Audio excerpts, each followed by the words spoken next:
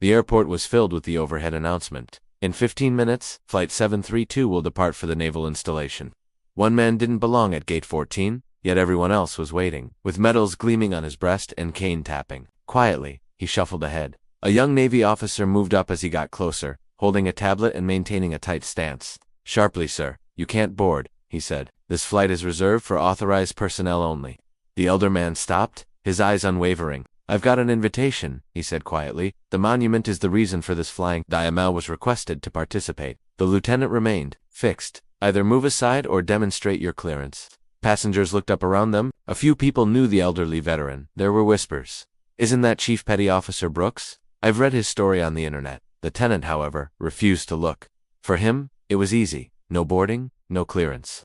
The veteran spoke softly, but with a hint of perplexity. "This vacation was planned with my assistance. On this flight, I belong." The lieutenant looked around. "Brooks is his name. You're not visible to me." With impatience, he tapped. "Not on my list. Don't board." There was silence. With unwavering dignity, the veteran stood tall.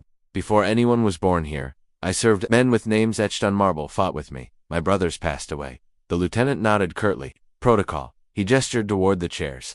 Then, kindly, "Wait there." The terminal as a whole seemed to exhale. With his cane in both hands and his emotions concealed behind his fixed gaze, the veteran lowered his head. The passengers looked at each other. "I thought that was him, the Navy Cross hero," one guy remarked in a whisper. Someone else said, "He pulled men out under fire." The lieutenant appeared to be unaffected by the weight of history. The sound of sharp dress shoes followed. With a severe calm in his gaze and a flawless white suit, Admiral Howard strode into view and surveyed the gate. When he saw the pair, he stopped. He questioned the renter on the left. "What's happening here?" "Sir," the lieutenant said abruptly, his voice rigid, "this individual claims authorization, but he isn't on the manifest." The old man caught the Admiral's attention. Nothing moved for a while. Then his expression softened and recognition flashed. He spoke to the veteran. "Brooks Raymond." The man gave a nod. Admiral Howard took a big breath. "Raymond Brooks. Raymond." His voice was low as he repeated. He spoke softly but strongly as he turned to face the lieutenant. "Do you recognize that name?" The lieutenant gave a headshake. He received the Navy Cross for his actions at Dong and as a chief petty officer. The Admiral's voice became piercing. "Nevertheless, you prevented him from boarding." The tenant on the left gulped.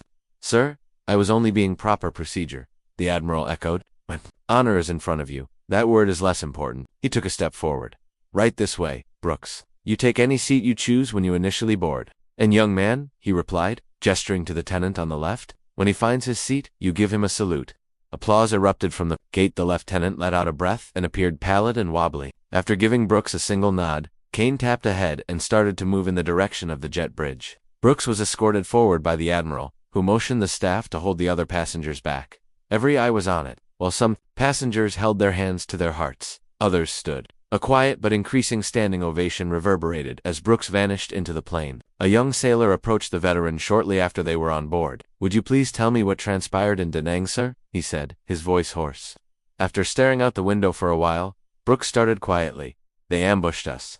The night was split apart by bullets. Despite my injuries, I managed to drag 4 men across the rice paddies. There were only 2. I wasn't a hero. The last one still moving was me." He spoke simply and calmly. The sailor's eyes began to well up with tears. With a sharp salute, he stood. Others followed suit. No one asked, it took place. Decades of untold devotion were honored in that small cabin. The aircraft landed. Admiral Howard spoke into a microphone as they disembarked. There was no official notification. It seemed authentic. "I'm sorry, ladies and gentlemen. What you just saw was neither necessary nor should have occurred. Let me clarify. In addition to being permitted, Chief Petty Officer Raymond Brooks is essential to the principles of this memorial flight." He hesitated. "We owe him all respect." Cameras swung. News feeds glowed. Then came a statement. "Chief Brooks, a guy who was almost forgotten, is now fully acknowledged." Lieutenant Collins was dragged aside in the meantime, his head slumped in exhaustion. The Admiral's voice was quiet. "You must have perspective.